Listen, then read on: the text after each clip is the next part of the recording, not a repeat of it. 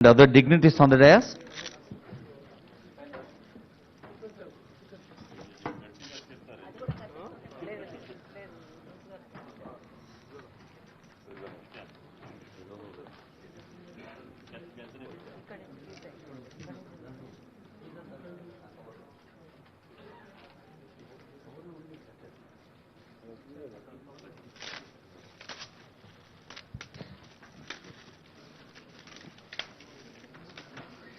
మొక్కకు నీళ్లు ఎంత అవసరమో ఆలోచనకు ఆచరణ అంతే అవసరం అన్న అంబేద్కర్ గారి సూక్తిని మనస వాచ కర్మణ ఆచరించేది ప్రజాస్వామ్య ప్రభుత్వం.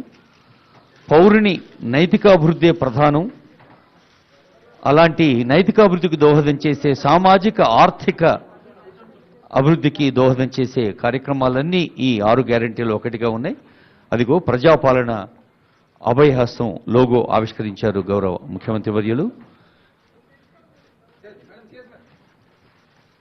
మహాలక్ష్మి, రైతు భరోసా, గృహజ్యోతి, ఇందిరమ్మ ఇండ్లు, చేయూత, యువ వికాసం సమాజంలోని అన్ని వర్గాల వారికి, పేద వర్గాలకి, అవసరంలో ఉన్న వారికి అభయహస్తాన్ని అందించే ఒక సర్వ సామాజిక నేస్తం ఈ పథకం తెలియచేస్తూ